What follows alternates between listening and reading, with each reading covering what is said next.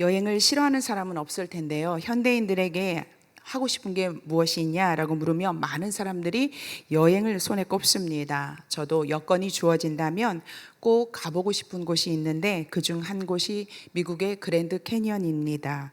텔레비전 화면만으로도 느껴지는 웅장함이 대단한데요. 실제 보게 된다면 그랜드 캐니언이 주는 장엄함에 압도될 것 같습니다. 이 그랜드 캐니언은 수백만 년 동안 형성된 계곡의 규모가 어마어마한데요. 계곡 폭이 넓은 곳은 30km가 되고요. 그리고 이 수면까지 깊이가 1600m라고 합니다. 고무보트를 타고요. 이 콜로라도 강을 따라서 그랜드 캐니언을 관광하면 한 2주일이 소요될 정도로 어마어마한 규모를 자랑합니다. 이 자연이 빚어낸 이 웅장함 앞에 압도된 인간이 느끼는 감정이 경외감입니다. 경외감은 와, 대단하다라는 이 경이로움과 동시에 두려움을 동반합니다. 멋지고 환상적인데 왜 두려움이 느껴지냐면 웅장함 앞에 인간의 나약함과 우리의 인간의 한계가 느껴지기 때문인데요. 경외감은 경이로움과 두려움이 뒤섞인 복합적인 그런 감정입니다. 자연을 다스릴 수 있는 권세를 하나님께서 우리에게 주셨습니다. 그 권세를 받은 인간이지만 인간은 자연이 주는 그 아름다움과 웅장함 앞에 경외감을 느낄 수밖에 없는 그런 존재입니다. 그런데요, 그 웅장하고 사람을 압도시킬 만한 그 자연을 만드신 창조주 하나님을 만난다면 얼마나 경이롭고 두렵겠습니까? 우리의 소원은 꿈에서라도 하나님을 보는 것, 하나님을 만나는 것이지만 막상 위험에 찬 하나님의 모습을 만나게 된다면 기쁨보다 두려움에 사로잡혀서 벌벌 떨게 될 것입니다. 하나님의 임재를 경험한 이스라엘 백성들의 모습이 바로 이러했습니다. 십계명을 돌판에 새긴 후 위험으로 다가오신 하나님의 임재에 깜짝 놀란 이스라엘 백성들은 당장이라도 죽을 것 같아서 모세 당신만 하나님께 나아가서 하나님이 우리에게 뭐라고 말씀하시는지 듣고 오라라고 말했습니다. 신명기의 십계명은 지난주에 말씀드렸죠. 출애굽기의 십계명이 있고 신명기의 십계명이 있다고 했는데 이 신명기의 십계명은 출애굽 1세대들이 시내산에서 받았던 십계명을 가나안 입성을 앞둔 이스라엘 백성들에게 다시 선포하는 것인데요. 10가지 계명을 주신 후에 오늘 본문에는 십계명을 받았을 당시 어떠한 분위기였나 자세히 설명하고 있습니다. 그런데 생각해 보면 하나님이 주신 계명이 무엇이냐가 중요하지 당시 분위기가 어땠는가가 뭐가 중요하겠습니까? 그런데 모세는 십계명을 주셨을 때 짙은 어둠이 드리웠고 불과 구름이 임했으며 그 가운데 하나님의 음성이 들렸다고 오늘 본문에서 말씀하고 있습니다. 성경은 하나님의 감동으로 쓰여진 것으로 하나도 의도치 않은 것이 없는데 그러면 불과 구름, 흑암과 큰 음성으로 가득 찼던 당시 시내산의 상황을 아주 자세하게 그리고 반복적으로 묘사하고 있는 것은 어떤 의도가 있음을 알려주는 것입니다. 이제 5장 22절부터 27절 말씀을 함께 읽을 텐데요. 22절부터 27절을 읽으시면서 십계명이 주어졌을 당시 상황과 그리고 이 상황을 이스라엘 백성들이 어떻게 여겼을지 생각하면서 한번 읽어보도록 하겠습니다. 한 절씩 교독하실 텐데요. 제가 22절 말씀 먼저 읽겠습니다. 여호와께서 이 모든 말씀은 산 위 불 가운데 구름 가운데 흑암 가운데에서 큰 음성으로 너희 총회에 이르신 후에 더 말씀하지 아니하시고 그것을 두 돌판에 써서 내게 주셨느니라.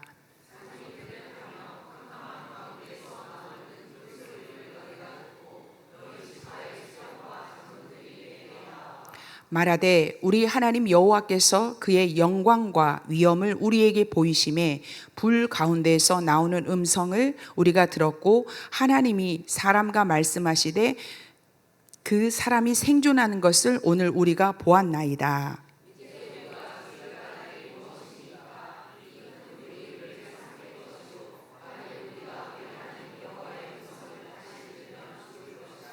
육신을 가진 자로서 우리처럼 살아계시는 하나님의 음성이 불 가운데에서 바람을 듣고 생존한 자가 누구니이까? 당신 함께 읽겠습니다. 당신은 가까이 나아가서 우리 하나님 여호와께서 하시는 말씀을 다 듣고 우리 하나님 여호와께서 당신에게 이르시는 것을 다 우리에게 전하소서. 우리가 듣고 행하겠나이다 하였느니라. 아멘. 생각해 보십시오. 하나님의 임재를 상징하는 구름이 임하고 짙은 어둠 속에 빨간 불이 타오르고 어디선가에서 하나님의 큰 음성이 들려온다고 생각해 보시기 바랍니다. 여러분은 어둠과 불과 구름 그리고 하나님의 음성이라는 이 조합이 다정다감하게 그리고 따뜻하게 들리십니까? 아니면 무섭고 두렵습니까? 저는 무섭고 두렵습니다. 하나님의 음성도 두렵고요. 어둠과 불도 두렵습니다. 당신은 이 신의 음성을 듣는 자는 죽었습니다. 거룩하신 하나님 앞에서 죄 많은 인간은 살 수 없었습니다. 그래서 이스라엘 백성들은 죽을까 두려워했습니다. 이 장면을 이 십계명을 받고 하나님께서 임재하시는 이 장면을 어떻게 하면 공감할 수 있을까 하고 고민하다가 좀 찾아봤습니다. 1956년도에 10개라는 영화가 개봉이 되었었는데요. 어른들 중에는 아마 보신 분들도 계실 겁니다. 3시간 40분짜리 영화인데요. 종교 영화 역사상 가장 장대한 서사시로 꼽힙니다. 모든 장면이 대단하지만 그중 홍해가 갈라지는 이 장면은 이 영화의 가장 유명한 클라이막스입니다. 지금이야 CG로 뭐든 만들어낼 수 있는 시대이지만 당시 기술력으로는 상상할 수 없는 특수 효과로 만들어내진 그러한 명작입니다. 모세 역을 맡은 찰튼 헤스턴과 그리고 파라오 역의 율 브린너 등 당대 유명한 배우들이 등장을 했고요. 이 세실 드밀 감독이 모세가 십계명을 받을 당시 하나님의 임재를 어떻게 연출했을까 궁금했습니다. 우리가 이렇게 성경을 글로만 읽을 때와는 달리 조금이나마 당시의 분위기를 이해하는 데 도움이 될까 해서 잠깐 틀어보려고 하는데 이게 이제 우리가 유튜브로도 이제 예배 방송이 나가는데요. 이게 유튜브로 송출되면 심의에 걸릴 확률이 굉장히 높다고 해서요. 죄송하지만 교회 모니터로만 저희가 보고요. 유튜브로 예배 드리시는 분들에게는 약 50초 정도 소리 없이 그림으로만 내보낼 텐데요. 이해해 주시기 바랍니다. 이 영상을 보실 때요. 1956년 CG 없이 연출했다는 점과 오늘 함께 우리가 읽은 이 본문에서 말하는 어둠과 불과 구름 그리고 하나님의 음성 가운데에 서 있었을 이스라엘 백성들을 생각하면서 함께 잠깐 영상을 보겠습니다.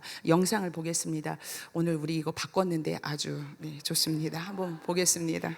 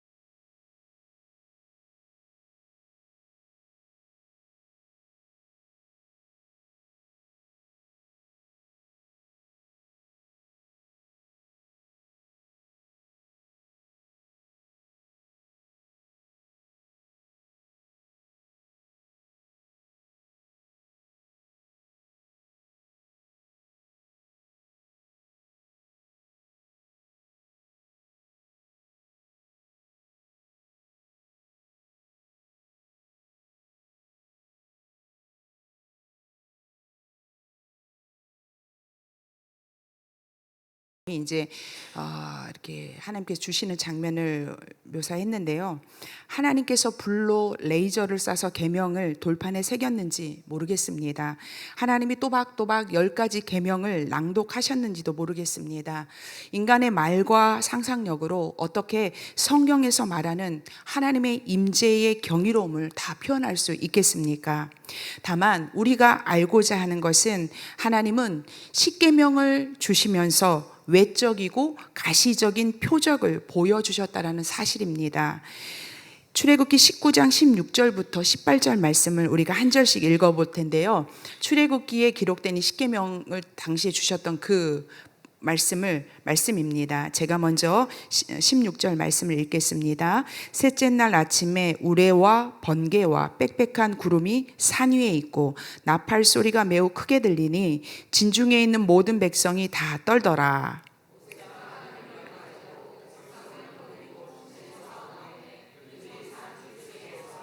함께 읽겠습니다. 시내산에 연기가 자욱하니 여호와께서 불 가운데서 거기 강림하심이라.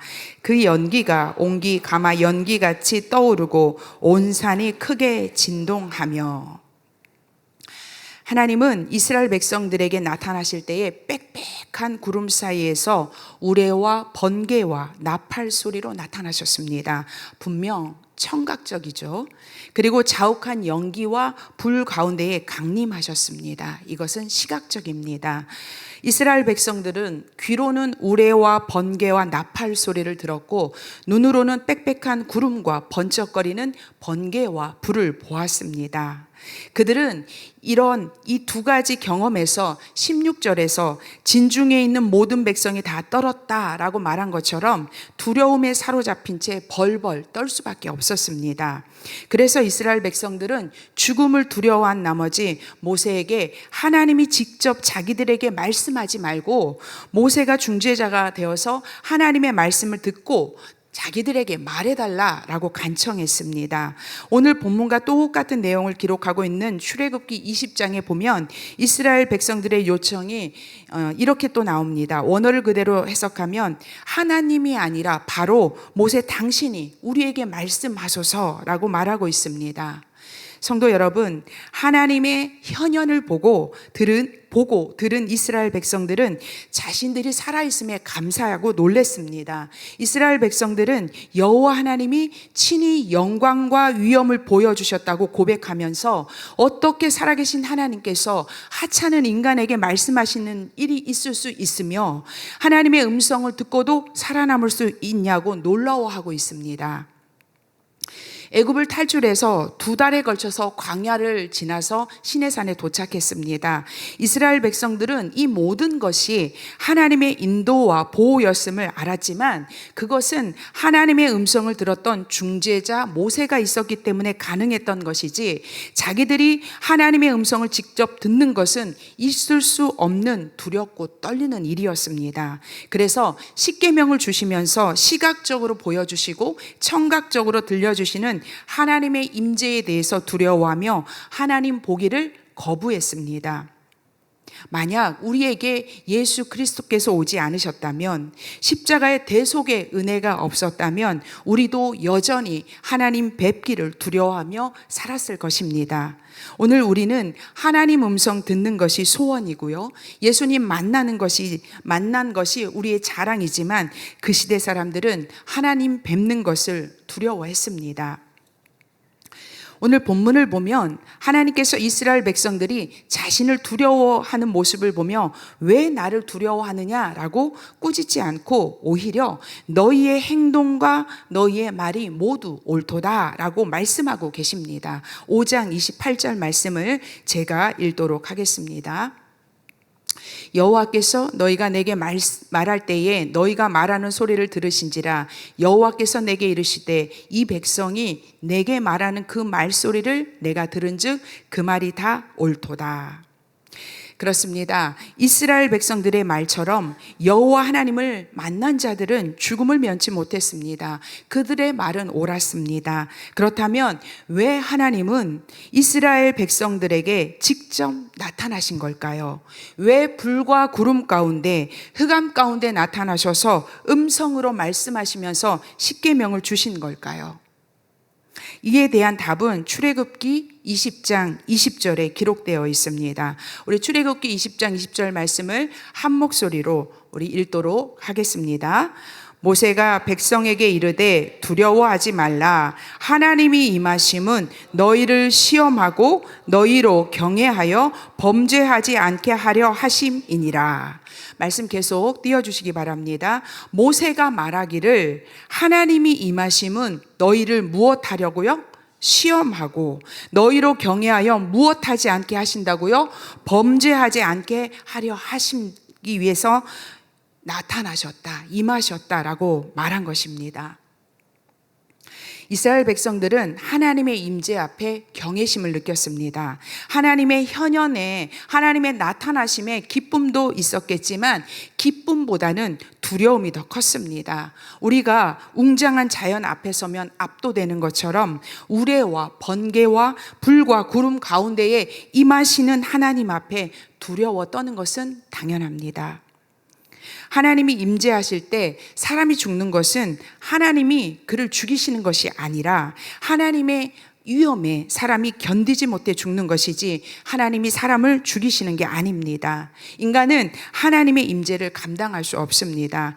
그것을 아시는 하나님께서 자신이 구원한 이스라엘 백성들 앞에 오늘 모습을 드러내시는 것은 이스라엘 백성들을 시험하고 경외감으로 그 두려움과 떨림으로 죄를 범하지 않게 하려는 분명한 목적이 있었습니다.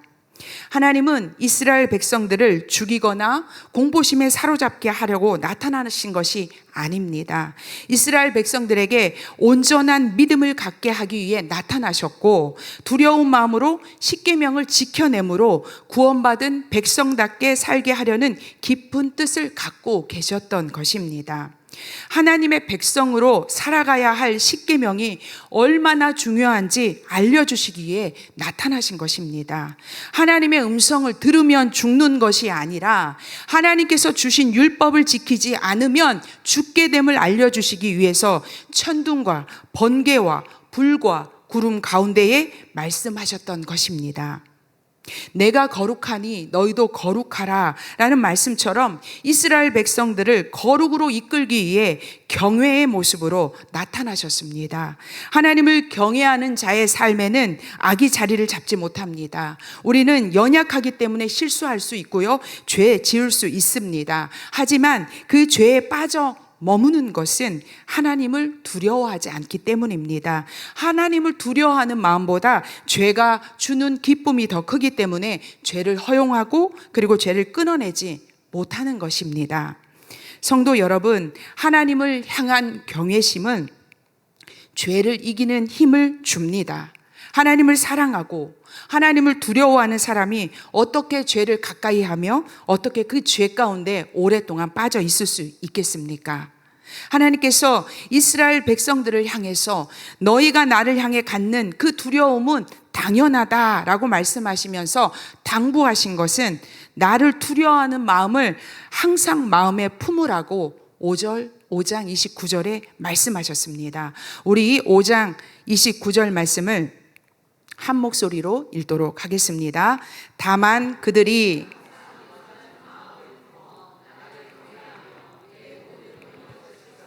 그들과 그 자손이 영원히 복받기를 원하노라. 아멘. 하나님께서 말씀하시기를 이스라엘 백성들이 하나님을 두려워하는 것은 당연한데 그 두려워하는 마음을 지금처럼 항상 품어야 한다고 말씀하셨습니다. 그 두려움이 있어야 하나님의 명령을 지킬 수 있기 때문입니다. 사랑의 하나님, 용서의 하나님만 알고 죄 가운데 있으면 하나님이 나의 연약함을 이해하실 거야. 그리고 하나님은 사랑의 하나님이시니까 나를 용서해 주실 거야 라고 죄를 끊어내고 죄와 결별하기를 힘쓰지 않게 됩니다. 그래서 하나님 말씀대로 살기 위해서 필요한 것이 하나님을 경외하는 마음입니다. 하나님을 사랑하되 두렵고 떨리는 마음으로 사랑하는 것이 필요합니다. 성도 여러분, 하나님을 향한 경외의 마음이 우리로 말씀을 붙잡게 함을 믿으시기 바랍니다. 그래서 기억해야 할 것은 하나님을 두려워하는 마음을 우리 마음에 늘 항상 품는 것입니다. 이 마음이 있어야 하나님의 말씀을 지킬 수 있고 그래야 하나님이 주시는 복을 받아 누릴 수 있게 됩니다. 말씀을 보실까요? 29절 중반절에 보시면 내 모든 명령을 지켜서 그들과 그 자손이 영원히 복 받기를 원한다 라고 하셨고요. 33절에서도 하나님께서 명령하신 것을 행하면 생명과 복이 있을 것이다 라고 하셨습니다. 하나님이 원하시는 것은 이스라엘 백성들이 약속의 땅 가나안에 들어가서 영원토록 복을 누리며 사는 것입니다. 하나님의 복을 누리는 유일한 방법은 하나님의 말씀을 지켜 행하는 것이고, 여기서 명령하신 모든 율법은 바로 십계명입니다. 신명기 5장, 우리가 지난 시간과 오늘까지 신명기 5장을 살펴보고 있는데요. 이 신명기 5장은 이제 가나안 정복을 앞둔 이스라엘 백성들에게 시내산의 십계명을 재선포함으로 가나안에 들어가서 해야 할 일은 십계명을 지키는 것이다 라고 가르치고 있습니다. 하나님께서 경외를 느낄 수밖에 없도록 두렵고 웅장하게 나타나신 것은 두려운 마음으로 이 십계명의 말씀을 지켜서 범죄하지 말라는 것입니다. 성도 여러분, 우리는 구약의 말씀을 통해서 하나님을 경외하는 것이 지혜의 근본이고 이것이 신앙의 기본임을 잘 알고 있습니다. 그렇다면 하나님을 경외한다라는 것은 무엇일까요? 어떻게 믿어야, 어떤 마음을 가져야 하나님을 경외하는 것일까요? 하나님을 쉽게 생각하지 않고 어려운 분으로 여기는 마음이 경외일까요? 그래서 예배 드릴 때도 마음을 여미고 경거망동하지 않는 것이 경외일까요? 창세기에는 하나님께서 너는 나를 경외하는 자라고 인정받은 사람이 있습니다.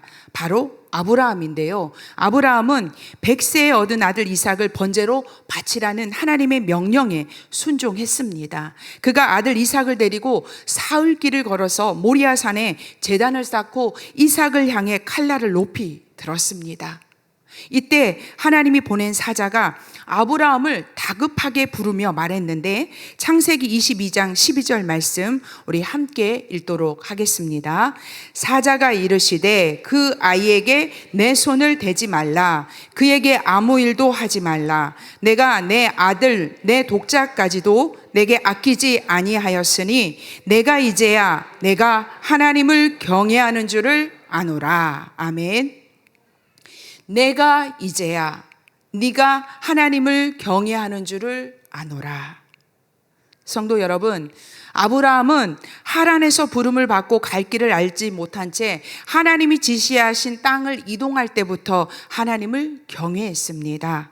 바다의 모래같이 하늘의 별과 같이 내 자손을 주시겠다라는 약속을 받았지만 자녀가 없을 때도 하나님을 경외했습니다. 하나님도 그런 아브라함의 믿음을 의심치 않으셨을 것입니다. 아브라함의 유일한 결핍이었던 자손의 문제가 채워진 후에는 하나님을 향한 경외가 흔들릴 수 있는 상황이었습니다. 하나님은 결정적인 순간을 허락하심으로 독자 이삭을 사랑하는 마음이 하나님을 향한 사랑을 침해하는지 시험하셔야 했습니다. 독자 이삭을 사랑하는 것이 결코 잘못된 것은 아니지만 아들을 사랑하는 마음이 하나님을 사랑하는 마음을 넘어서서는 안 되었기 때문입니다. 인생을 조금 살아보니까요, 우리가 인생이 불편하고요, 불투명할 때는 오히려 하나님을 향한 믿음과 신뢰가 생겨서 하나님을 경외하며 살게 됩니다. 그런데 모든 것이 좀 채워져서 불편이 편함으로 바뀌고 불투명했던 현실이 확실해져서 안심이 되면요, 하나님을 향한 경외가요, 이 편안과 행복에 묻히기 쉽습니다. 이때가 하나님이 우리를 시험하시는 때가 될 수 있음을 알아야 합니다. 아브라함과 사라가 자연의 순리대로 임신했다면 부부는 이삭의 출생을 당연하게 여겼을 것입니다. 그러나 생명을 잉태할 수 없을 때 태어난 이삭이었기에 아브라함과 사라는 이 모든 것이 하나님이 하신 일임을 의심하지 않았습니다. 100세에 얻은 손자도 사랑스러울 텐데 100세에 얻은 아들이라니 얼마나 사랑스러웠겠습니까? 그들이 아무리 마음을 단돌이 해도 아브라함과 사라의 마음은 이삭을 향한 사랑으로 불타올랐을 것입니다. 그런 아브라함에게 하나님은 100세에 얻은 아들 이삭을 번제로 바치라고 하셨고, 아브라함은 한치의 망설임도 없이 사랑하는 아들을 하나님께 드리려고 칼을 번쩍 들었습니다. 눈에 넣어도 아프지 않을 아들 이삭을 사랑하는 것은 당연한 일이었지만, 그렇지만 아브라함에게는 하나님이 먼저였습니다. 그런 아브라함의 사랑을 확인한 하나님이 다급하게 아브라함의 칼을 멈추게 하셨습니다. 아브라함아, 아브라함아, 그 아이에게 손을 대지 말아라. 네 아들 독자까지도 내게 아끼지 않는 것을 보니 네가 나를 경외하는 줄을 내가 이제야 알았다라고 하셨습니다. 성도 여러분, 네가 나를 사랑하는 줄 알았다라고 하지 않으셨어요. 네가 나를 경외하는 줄 알았다라고 말씀하셨습니다. 아브라함이 이삭을 드렸던 마음은 사랑을 넘어 경외하는 마음에서 비롯되었습니다. 하나님을 사랑하는 마음과 이삭을 사랑하는 마음을 견줄 수 없고 어떤 마음이 더 컸는지도 알 수 없지만 이삭에게는 가질 수 없는 오직 하나님만이 주실 수 있는 두려움이 아브라함에게 있었던 것입니다. 하나님의 임재 앞에 두려워 떨 수밖에 없었던 이스라엘 백성들의 경외심을 아브라함은 항상 계속 자신의 마음에 품고 있었던 것입니다. 신앙생활을 하다 보면 하나님을 사랑합니다. 하나님 사랑하지만 내가 열렬히 바라는 무엇과 하나님의 사랑을 혼동할 때가 있습니다. 그때 우리를 하나님의 사랑으로 이끌 수 있는 것이 하나님을 경외하는 마음입니다. 하나님을 향한 사랑이 흔들릴 때 불과 구름과 천둥과 번개를 동반하여 임재하신 하나님이 내 앞에 있다고 생각해 보십시오. 두려워하지 말라고 해도 우리는 위대하신 하나님 앞에 두려워 떨 수밖에 없습니다. 우리의 마음이 곁길로 흘러서 정도를 걷기 어려울 때, 제가 내 안에서 스멀스멀 올라올 때 하나님을 경외하는 마음만이 우리를 좌로나 우로나 치우치지 않도록 중심을 잡아줄 것입니다. 마음의 요동이 일어나고 갖가지 문제로 고통스럽고 무언가의 유혹으로 갈등할 때 하나님을 기억하고 신뢰하는 것이 실력입니다. 그 실력은 어느 날 갑자기 생기는 것이 아니라 평상시에 항상 하나님을 경외하는 마음을 우리 가슴에 품고 살아갈 때 길러지는 것이고, 이럴 때야말로 하나님을 향한 우리의 믿음을 보여드릴 절호의 기회입니다. 아브라함이 이삭을 죽이려 칼을 들기 전에 이미 아브라함은 자신의 감정과 생각을 죽였습니다. 하나님을 향한 경외심의 모든 것을 내려놓았습니다. 우리가 하나님을 향한 경외심 앞에 나의 감정과 생각, 계획을 내려놓지 않으면 하나님의 말씀대로 살지 못합니다. 그래서 하나님은 이스라엘 백성들에게 항상 이 같은 마음, 하나님을 향한 경외심을 품고 살라고 말씀하셨고, 그래야 모든 말씀을 지켜 행할 수 있다고 당부하셨던 것입니다. 그러면 하나님을 향한 경외심의 결과는 무엇일까요? 하나님이 영광과 찬양을 받기 위해 너희는 나를 사랑하고 두려워하라고 하신 걸까요? 아닙니다. 하나님은 홀로 영광 받기에 족한 분이십니다. 인간의 우리가 영광과 찬양을 올려드리지 않는다 하여도 하나님은 이미 천군 천사와 자연 만물을 통해 영광 받으시는 분이십니다. 하나님이 우리로 이 같은 마음, 경외심을 품으라고 말씀하신 이유는요, 우리에게 복 주시기 위해서입니다. 당신이 영광 받기 위해서가 아니라 우리에게 복 주시려고 하나님을 경외하라고 하셨습니다. 다 함께 5장 33절 말씀을 한 목소리로 읽도록 하겠습니다. 너희 하나님 여호와께서 너희에게 명령하신 모든 도를 행하라.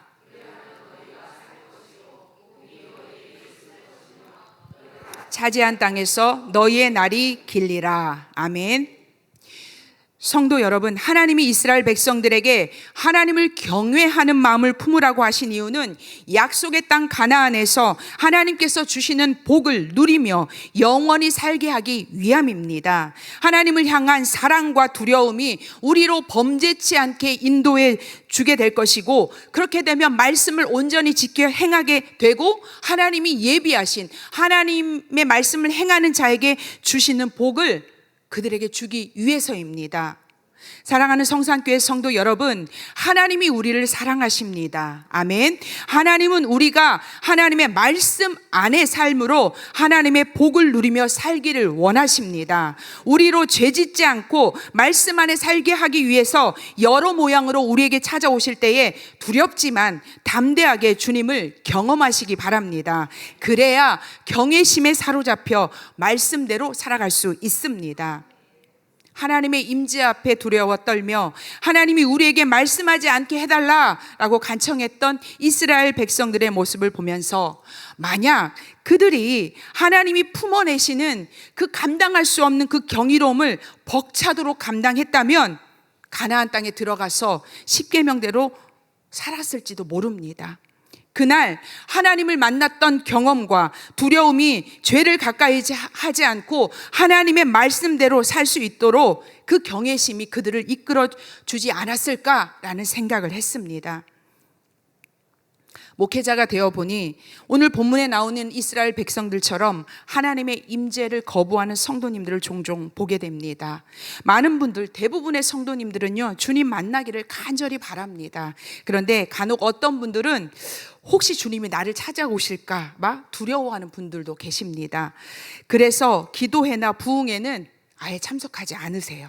참석해도 은혜 받지 않을 만큼만 기도하는 분들도 계십니다. 적당한 거리를 유지하며 나는 이만하면 됐다 라고 생각하는 성도님들이 있습니다. 마치 이스라엘 백성들이 나는 하나님의 이 두려움, 이 경외심을 감당할 수 없어. 모세, 당신이 가세요. 우리의 중재자가 되고 나는 이만하면 됐습니다 라고 말하는 것처럼요.